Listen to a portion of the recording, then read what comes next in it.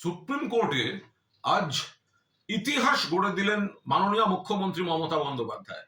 মাননীয় মমতা বন্দ্যোপাধ্যায় আজ দেখিয়ে দিলেন বাংলার মানুষের গণতান্ত্রিক অধিকার রক্ষার স্বার্থে সুপ্রিম কোর্টের প্রধান বিচারপতির বেঞ্চে বাংলার কোন মুখ্যমন্ত্রী এই প্রথম সওয়াল করছেন জাতীয় নির্বাচন কমিশনের বঙ্গ বিরোধী চক্রান্ত, মৃত্যুর মিছিল, হয়রানি, বিজেপির রাজনৈতিক নির্দেশ মেনে যে চক্রান্ত ষড়যন্ত্র চলছে তার বিরুদ্ধে সওয়াল করলেন। এবং মামলা যেহেতু এখনো চলছে, আবার শুনানির দিন স্থির হয়েছে, কিন্তু এখনো পর্যন্ত যা হয়েছে মাননীয় মুখ্যমন্ত্রী নিজে দাঁড়িয়ে সওয়াল করে প্রথম দফাতেই নৈতিক জয়টা ছিনিয়ে নিয়ে এসছেন বাংলার মানুষের স্বার্থে।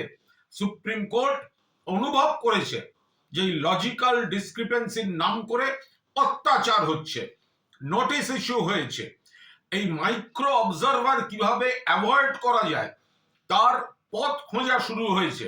এবং নির্বাচন কমিশন আজ কার্যত মমতা বন্দ্যোপাধ্যায় ঝড়ের মুখে লেজে গোবরে হয়েছে।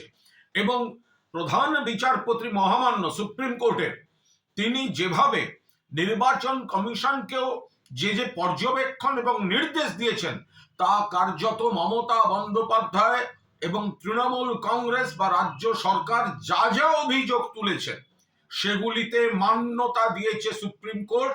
এর আগে একবার মান্যতা দিয়েছিল। আজ স্বয়ং মমতা বন্দ্যোপাধ্যায় এইরকম নেত্রী যদি সামনে থেকে দাঁড়িয়ে লিড করেন তাহলে তো প্রতিপক্ষ এমনিতেই প্রথমেই তারা অর্ধেক হেরে শুরু করে। যা যা বলেছিলেন মমতা বন্দ্যোপাধ্যায়, যে পয়েন্টে মমতা বন্দ্যোপাধ্যায়ের পৃষ্ঠপোষকতায়, নির্দেশে, পরিকল্পনায় আমাদের আইনজীবীরা সেগুলো বলেছেন এবং তাতে নতুন পয়েন্ট যোগ করে একেবারে ব্যাখ্যা করে বিচারপতিদের সেগুলো বুঝিয়ে দিয়েছেন মমতা বন্দ্যোপাধ্যায়। ফলে যে সমস্যাগুলো নির্বাচন কমিশন তৈরি করছে সেগুলো যাতে না হয় সুপ্রিম কোর্ট হস্তক্ষেপ করলো, মমতা বন্দ্যোপাধ্যায়ের তোলা যুক্তিতে মান্যতা দিল এবং এখন উত্তর দেওয়ার সময় খুঁজছে নির্বাচন কমিশন। প্রথম দিনেই ইতিহাস গড়ে দিয়ে নৈতিক জয় ছিনিয়ে নিয়ে এলেন মমতা বন্দ্যোপাধ্যায়। একে বলে নেত্রী, একে বলে মুখ্যমন্ত্রী।